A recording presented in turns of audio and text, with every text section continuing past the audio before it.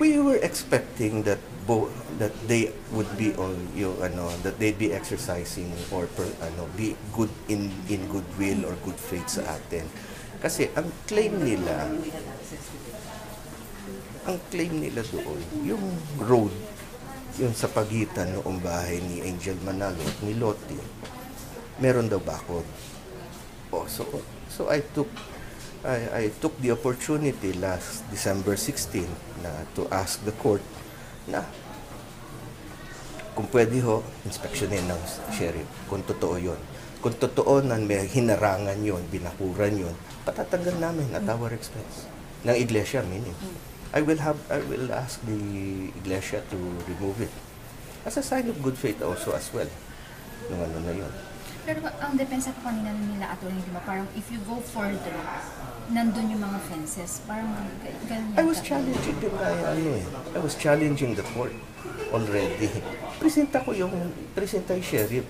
Masabi ko And now, doon sa sabi nila, it was put up noong umalis. Kako paano? Ano ba naman yan? Wala nang hindi ko alam kung ano nang tatawagin doon So, para bang surreptitious yung namin. They're imputing bad faith already, but we were expecting that they would be on that they'd be exercising or be good in goodwill or good faith sa atin. Kasi ang claim nila doon, yung road, yung sa pagitan noong bahay ni Angel Manalo at ni Lottie, meron daw bakod. So I took the opportunity last December 16 to ask the court na kung pwede inspeksyonin ng sheriff kung totoo yon. Kung totoo na may hinarangan yon, binakuran yon, patatanggal namin at our expense. Kung totoo na may hinarangan yon, binakuran yon, patatanggal namin at our expense. Patatanggal namin at our expense. Patatanggal namin at our expense. Ng iglesia, meaning. I will ask the iglesia to remove it. As a sign of good faith also as well. Yung na yun. Pero ang depensa ko kanina nila, attorney, di ba? Parang if you go further, nandun yung mga fences. Parang ganyan. I was challenging the court already. Presenta yung sheriff. Masabi ko And now, doon sa sabi nila, it was put up noong umalis. Kako paano? Ano ba naman yan? Wala nang hindi ko alam kung ano nang tatawagin doon So, para bang surreptitious yung namin. They're imputing bad faith already, but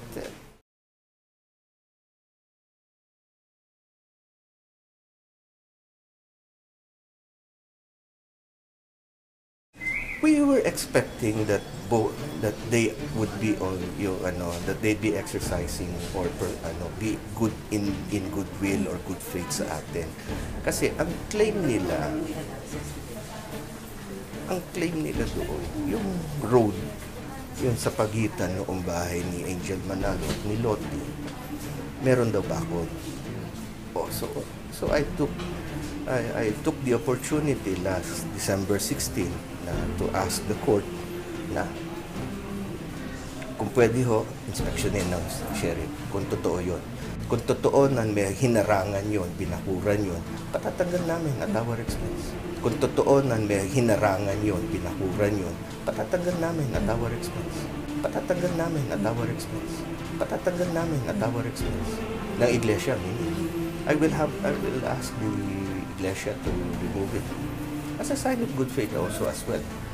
Yung na yun. Pero ang depensa ko kanina nila, attorney, di ba? Parang if you go further, nandun yung mga fences. Parang ganyan. I was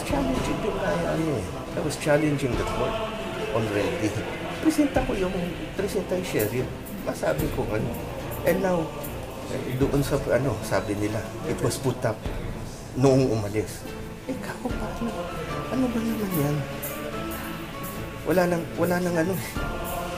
hindi ko alam kung ano nang tatawagin doon So, para bang surreptitious yung namin. they're imputing bad faith already, but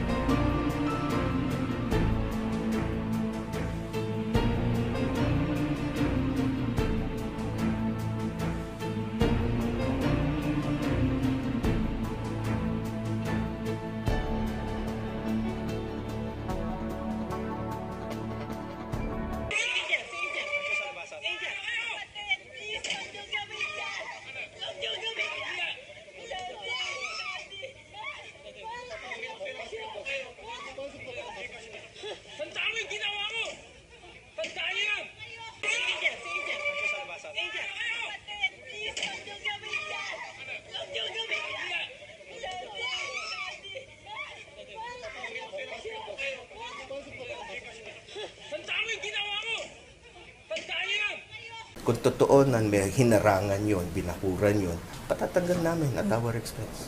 Kung totoo na may hinarangan yon, binakuran yon, patatanggal namin at our expense. Patatanggal namin at our expense. Patatanggal namin at our expense.